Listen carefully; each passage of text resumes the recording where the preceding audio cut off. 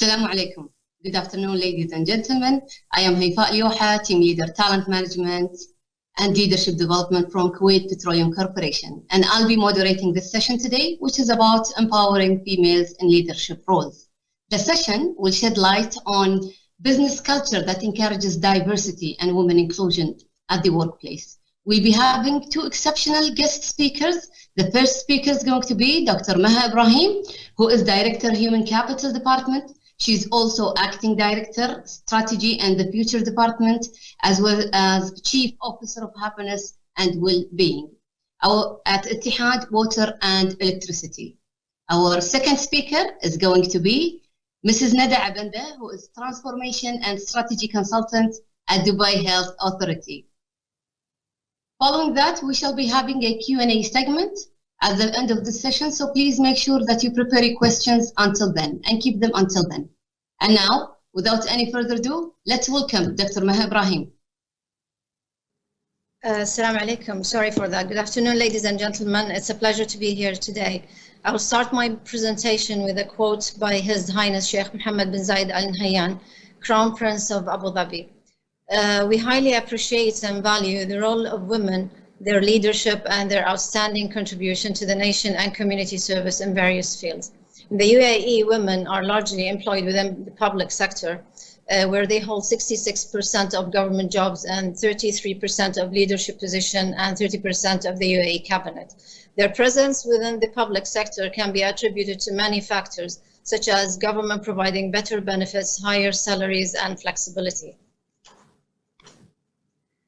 The empowering women in leadership roles in Etihadwi.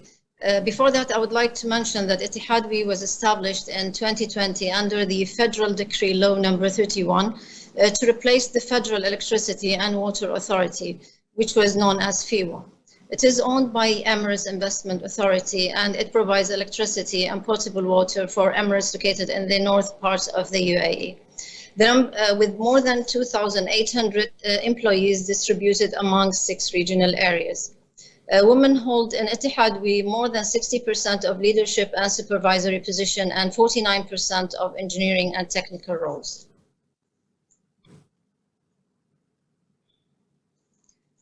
I will highlight a bit about my main achievements as the Director of Human Capital Department. In 2015, I led the restructuring and transformation project of the Human Capital Department, which had a positive impact on the department's overall performance. So as you can see from the chart that the HR overall performance exceeded 95% during the past 4 years. Another main achievement is the increase which we had of the level of employee satisfaction and happiness. And as you can see, in 2017, it was around 70%, and it reached 85% during 2020, despite the pandemic. Another important result is attracting Emiratis, especially to technical and engineering positions. So in 2017, the percentage of Emiratis were 45%, and by 2020, end of 2020, it reached to 62%. Another thing is the increase of training and development hours per employee. It was when I took over the project, the training hours were only 3.4 hours per employee. And after that, there was a steady increase, and it passes the 20%, 20 hours per employee. However, we had a drop during the pandemic, and it reached only 14 hours per employee. But it was because we have transformed, we couldn't conduct the technical and practical training, and instead we transferred to the virtual training, focusing on soft skills. Being the acting director of the strategy and the future department, I have led the development of 5 main strategies as presented in the chart.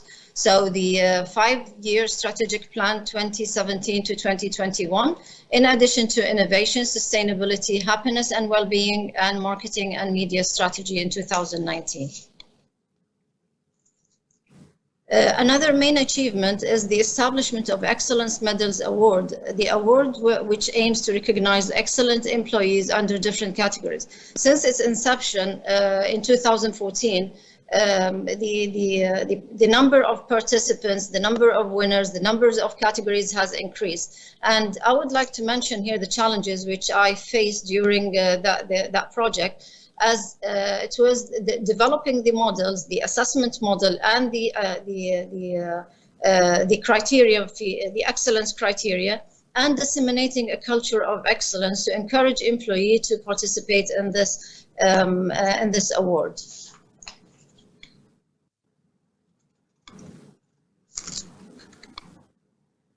Finally, I would end my presentation with a quote by His Highness Sheikh Mohammed bin Rashid Al Maktoum, which summarizes actually a true leader and his or her characteristics. A true leader does not derive power from his position, but from his ethics, from people's love for him, and from his knowledge, education, and excellence in his field of work. Thank you very much. Thank you, Dr. Maha. Thank you for the great presentation. While you were presenting, something caught my attention, which is around the strategy called Happiness and Well-Being. Can you elaborate more in terms of its connection and relation to women empowerment at your organization? Okay, I'll tell you first of all, Happiness and Well-Being strategy is derived from the National Strategy for Well-Being 2031, which aims to promote an integrated concept of well-being, thus supporting Vision 2021 and the UAE Centennial 2071. It is based on a national framework of three main levels: individuals, society, and the country. Now, similarly, Ittihad strategy covers all three aspects, and from an HR perspective, we have developed our framework, which targets every employee in the organization, focuses on physical and mental health through various initiatives. Coming back to your question, Haifa, how the strategy helps female leaders, specifically, I would say that when I set a policy for women, it won't be only for women in leadership positions. All females across different levels will benefit from that policy. But what I can highlight is enrolling high potential women in prestigious leadership programs, such as the IMD High Performance Leadership Program. And then in addition to other trainings to prepare them for their future career path. Okay. Thank you, Dr. Maha. With this, we take it up with our second speaker, Mrs. Nada Abanda. Assalamu alaikum, everybody. Thank you very much. I feel very honored to be among such distinguished ladies. Thank you, Haifa and Dr. Maha, for the great introduction for this topic. When I was first asked to speak about women empowerment, the first question that came to my mind is, do women really need to be empowered? Before we get into the theories of how to empower women and why should we empower women and all of these things, the question really is, do women need to be empowered? Are they lacking power so that they require someone else to give them this power? And most importantly, are women and men different in terms of requiring or needing this empowerment? To start with, I thought that maybe I can share with you a few snippets of research that focused on high-performing organizations around the world and looked into every aspect of their work and tried to summarize what really makes high-performing organizations amazing and what sets them apart from their counterparts and their peers in the industries, and to focus a little bit more about the difference between men and women, and to focus more about the sources of empowerment and what happens when you employ a woman who feels empowered and who can deliver results within your organization. I was discussing this with Haifa the other day. Across my career, I was both a woman in leadership who needed empowerment. I was a person who others looked at me in order to empower other ladies within the organization. And most importantly, I worked with organizations looking to empower their staff and their women. So let's look a little bit on that research that focuses on sources of empowerment and what happens differently in the minds, psyche, and behavior of women and men in organizations. When we talk about men and women in organizations, they might occupy the same roles. They have similar roles, responsibilities, competencies, and capabilities that they can deliver within the organization. But they are not thinking in the same manner, and they are not behaving in the same manner. So let's take a look at the research from Gallup Industries that span over a period of 12 years. It's focused on the strengths of people within organizations and focus on three main aspects of empowerment and the differences between women and men on those aspects. Speaking first about the sources of motivation. If I am a motivated person, then I am able to deliver. If I am motivated, then I can create value back to the organization. And I create value for myself. I feel accomplished, I am happier, and as Dr. Maha suggested, it's the well-being and happiness of both the organization as well as the society and the country at the end of the day. There are distinct differences between how women are motivated and the source of this motivation and between men. While women feel more motivated when they are recognized, when they feel that they are appreciated, when we believe that we are being recognized for our achievements, we are being recognized for what we can deliver and bring back to the organization, then we feel more motivated to work more, deliver more, and create more value. We need to feel that we belong. We're not outsiders. We're part of the team. We're part of everything that is happening. And definitely, we also need some sort of authority so that we feel more motivated to deliver. While for men, they feel more motivated by various status symbols and power. Like, for example, better offices, more fabulous designations, higher ranking positions within the organization. Definitely the financial aspect is important for both women and men. However, research shows that it's higher on the motivation reasons for men than it is for women. And the most important thing is that both authority for men and women do not rank very highly in terms of motivation. How does this translate when it comes back to organizations? If I am in a period of wealth and the market is relaxed, then it's so much easier for me to find men who can be motivated by those financial rewards rather than finding women who can be motivated regardless of the financial packages for us. Moving a little bit faster, we would like to talk about the sources of perceived power, whether it's perceived by myself or perceived by others around me. How do I feel that this person is really powerful and has authority over me? For women, people recognize the power of that person out of her competencies, knowledge, and skills. She is more powerful because she is more empathetic, because she puts herself in the shoes of others, customers, people dealing with her. And she definitely derive that power from the hierarchical authority in terms of being a leader, a manager, a director, a CEO, and what have you. When it comes to men, the hierarchical power in terms of the position they hold gives them more power than other things, and it gives others around them more perception of power. Of course, in addition to their personal traits, knowledge, and skills.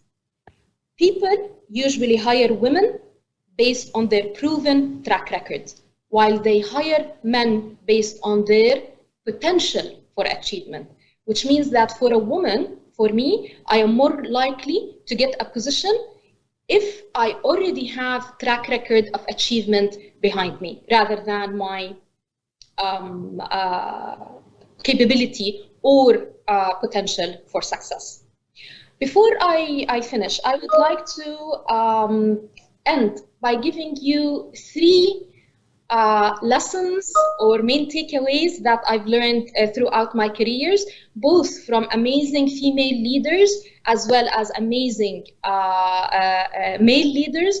But more importantly, 3 takeaways that I learned from working with inspirational women around me. The most important thing, and this applies probably to both men and women, is you have to believe in yourself before others can believe in you. You cannot claim any achievement, provide any value if you doubt yourself and if you do not believe in what you can achieve and what you can offer.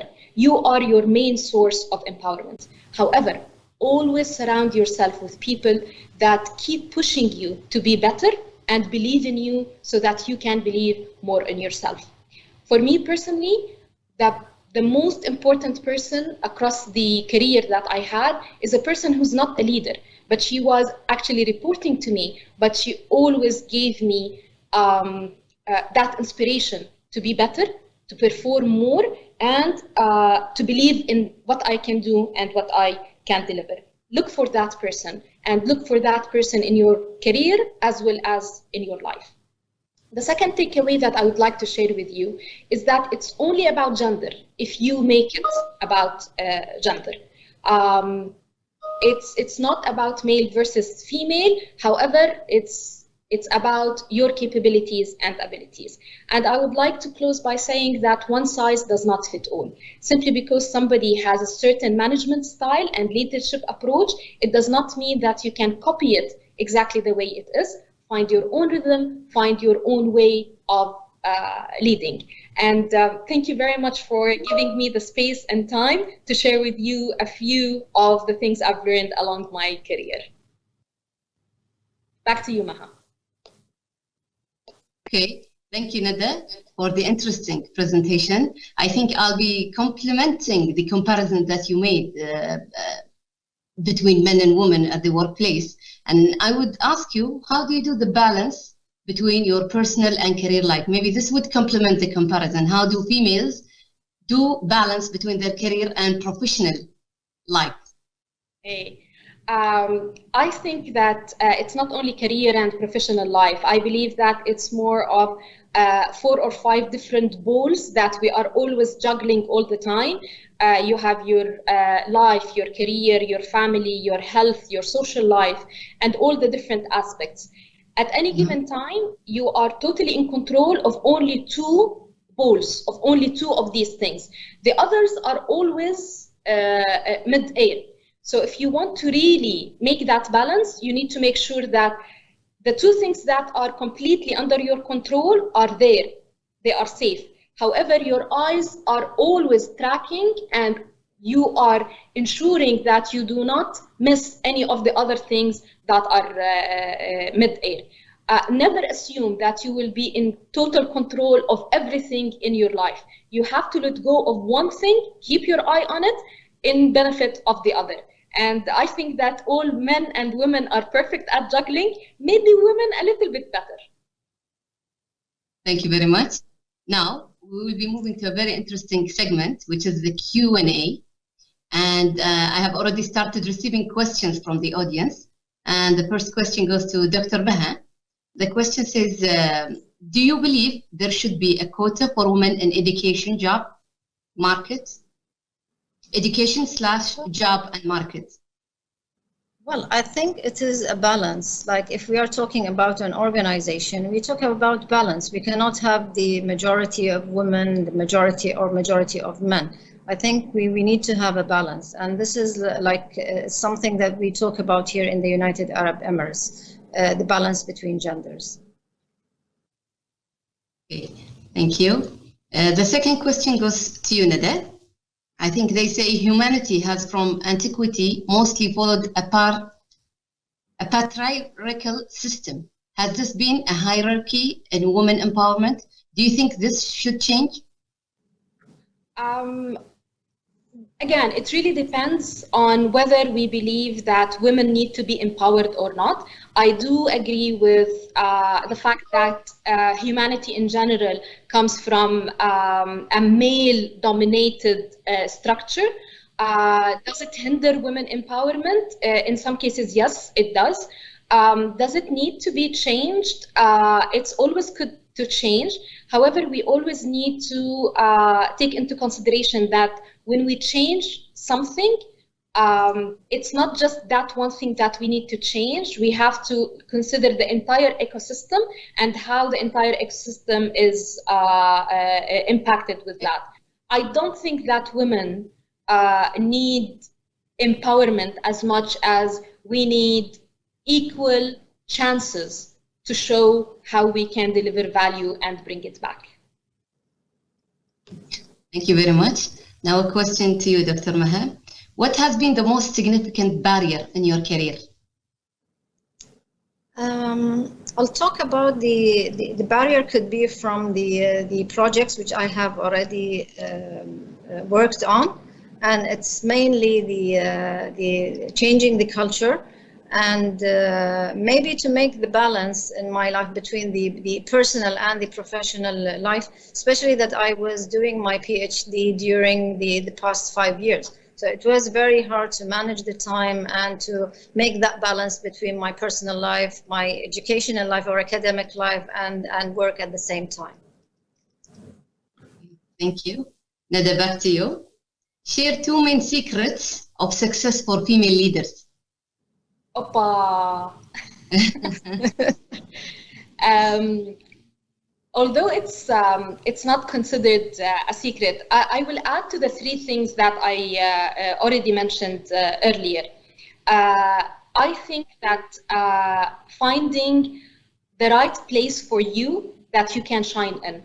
God did not create us all equal. God gave each one of us a small talent, a small thing that differentiates us from others. Find that special thing in you and try to hone it, try to develop it, and try to become the best at it. So I think that we all have the secret within us to create amazing successes. You just need to identify which one it is. And the second secret is one thing that I learned a very long time ago, is the law of small increments. Aim to be 1% better every day at something that you do. If you don't create big targets and big goals, but focus on small, incremental, very well thought of enhancements, then at the end of the year or at the end of the target, you will become so much better than what you have started with.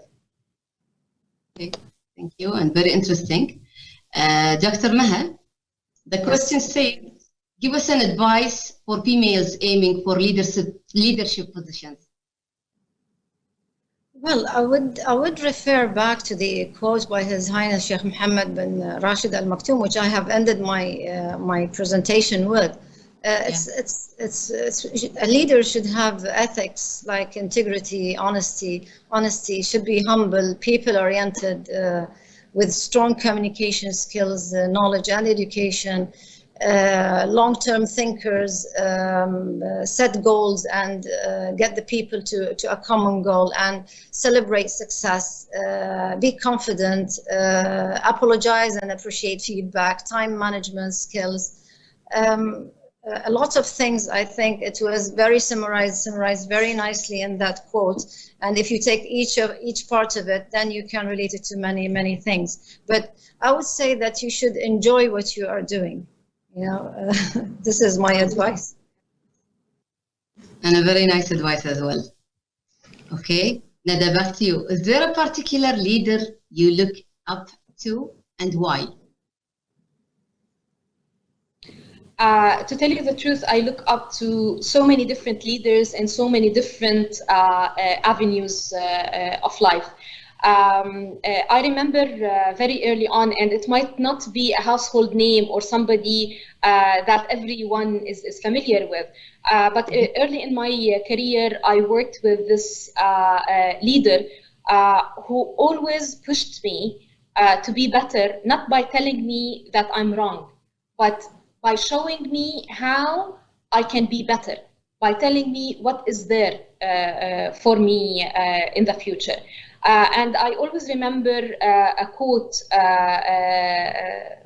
from that person, always look for the best version of yourself and make your role model the best version of yourself that can be. And I know that that leader is not somebody that like Gandhi or His Highness or some famous leader, but I think that people who make the most impact in our lives are those who we have interacted with at personal level and really left something that stayed with us all of this time. Okay, thank you. Back to you, Dr. Maha. From your experience, how do companies develop and retain great women leaders? Well, normally they ensure that female leaders are trained, equipped with resources, and most importantly, empowered, appreciated, and rewarded at the end. Whatever they are doing should be appreciated, and I think this is a very good thing. I will give an example here of my position. I joined the organization in 2013 as just a head of section. And then within only 1 year and a half, I was promoted for a director, plus the other things which I was already assigned, and they are still the same, by the way. So I have been for 5 years holding the same positions. So I think appreciation and the support you get from the top management is very important. It is indeed very important. Nada, the question goes, how much of intuitive aspect is used by women in comparison to men? Research shows that by nature, women rely more on their intuition and gut feeling than men do. That, of course, does not mean that all women use their intuition to make decision making, or that intuitive women always use their gut feeling to make decisions. However, we are inherently programmed to look at things behind data, to look at things behind the known, behind the felt. So women usually look into aspects that are related to intuition or gut feeling or sixth sense to make decisions, especially that are snap decisions, like we are here, we are now, let's make a decision, yellow or white. So in comparison to men, yes, women are more intuitive, especially in terms of decision making and in terms of dealing with challenges. But also at the same time, we need to look into so many more aspects than just intuition. And I would also like to refer you back to so many different types of personality tests or types of personality profiling that shows what does it mean to be intuitive and how can you use that to your advantage rather than as a hindrance. Thank you. Dr. Maha, when we aspire to empower women, is it done by superseding men? Is the empowerment of one gender the disempowerment of another? How do you strike the balance here? Well, and I want to say something. To be honest, I don't feel that there is a difference in leadership between women and females and males. I do believe that it is the personality, it is the experience that you have, and this applies to men and women. The education, the background, the experience you go through, the different positions you work, and the different people that you deal with. I think all of this make you a special leader based on what you have what you experienced during your life, or your personal life, as well as, of course, the practical life. But I don't feel that somebody should supersede another one. I do not believe in that. I have been working with men and I've been working with women, and things were very smooth with me. So this is my experience. So I cannot say something else. I would agree to that, and I think that females are complementing the male partners within the working environment. Yes. Yeah. Okay, Nada, the question is for you. Behind successful women, is there a man supporting, be it at home or in the office? What do you think? I think there is a village that is supporting. Behind every successful person, there is a number of people supporting her. And I know probably 100 extremely successful women who have either a mother, a daughter, a sister, a sibling, someone who is supporting her. I believe that every successful person needs to have someone behind them that helps in the office, in the home, in life, and everywhere. It doesn't have to be a man, but normally behind every successful woman is another woman who believed in her, who pushed her, and who supported her through and through everywhere in her career. And this person could be changed at every track or every part of that successful woman career. I'm not trying to be biased here. I'm just, like Dr. Maha said, I'm trying to state what my experience has been and what the research shows as well. It's a very interesting perspective to me as well. Yes, we do understand. Okay, Dr. Maha, back to you. Do you see much difference in the number of females in leadership positions opposed to the older days of your career? Do you see organizations now, you would see that the female numbers have increased tremendously in comparison to the old days. Yes, so what yes, do you... Exactly. And I started my career in 1994 and in Dubai Customs. And at that time, I joined with another 3 ladies, and we were only 4 ladies in that organization. So we were among the first 4 ladies in Dubai Customs. Now I can see many ladies in many positions, different positions. I would tell you also that I'm working in the utilities. We have, as I mentioned, 49% of ladies occupying engineering and technical jobs. So it's really different than the old days. Interesting. Nada, the question says, you said that hiring women is about proven track record. Don't you think that potentials are also important? Because you cannot have a good or excellent track record without potentials to reach or achieve it. Isn't that annoying? Isn't that somehow a vicious cycle that lots of people have to go through? Like, we need you to have experience before we hire you, but we cannot hire you because you don't have experience, but you need to get hired in order to have experience. And it's somehow the same kind of vicious loop that somehow we find ourselves in. I just need to clarify one point, because we did not have lots of time to explain all of the research and all of the points that were in that research. It's not always the fact that women are always hired based on their track record. Of course, there's lots of women that are hired based on their potential as well. But the research shows that the majority of cases, we only believe in a woman when we have seen that she already can deliver and she already can handle the workload and the pressure and what have you. However, the same research also shows that men are not held to the same kind of measuring stick when making that hiring decision. And as a female, I find that I can prove my potential in something when I can prove my actual achievement in something else, which could be smaller, which could be less risky or significant. Early in my career, I started out as a simple project manager.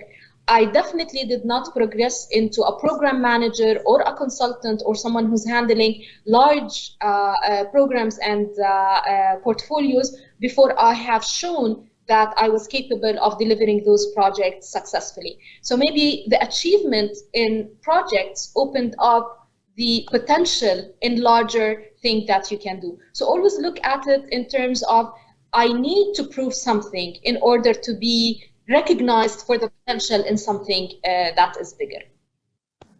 Okay, thank you, Nada.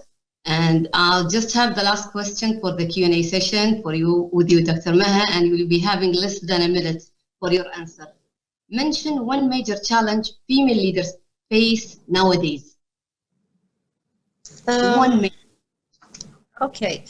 To cope with the rapid changes and the many responsibilities a female would have, Again, I will give an example of my life. I'd like always to answer by example. So I am a mother and I have 5 kids, and I hold 3 positions at work. We have lots of initiatives from the government. So I think time management is very important, and I would say that I always work with teams. So whenever I will have a challenge, a shortage in the human resources that I have or the capabilities, then I will go directly and I'll form a team from different business units, and then I will try to manage the whole projects. So yes, it is the many responsibilities a female would have. Okay. With this, we conclude the Q&A session. Thank you very much, Dr. Maha. Thank you very much, Mrs. Nada Avenda, for your interesting presentations and views as well. Thank you very much. Thank you so much for having us. I'm really proud to have had this conversation with great examples of female leaders with 2 different backgrounds and experiences. And in conclusion, I'd like to add that today organizations are more aware of the importance of women inclusion in the workplace, and they're taking serious steps for returning females in different leadership roles. As an evidence, I would like to close up with a study that was made by McKinsey on diversity. It's a series of studies which started off in 2015, and then it was followed by another study in 2018. And following that, the final report was issued in 2019, and the report was called Diversity Wins. The study included 15 countries across the world, and it included over 1,000 large companies. So what did the report results show or state? And I have to read this. It's a very interesting result. It says that most gender diverse companies in their executive teams are 25% more likely to experience above average profitability. Won't you agree? I would agree. And I think that organizations, and by the coming in the near future, inshallah, we'll be seeing that percentage to be increasing more and more. With this, thank you very much for having us in our session, and we shall be having a 10 minutes break for networking purposes, and following that we'll be closing our session, or we'll be having our final session of the day, which is around talent management and knowledge sharing. So stay tuned. Thank you very much.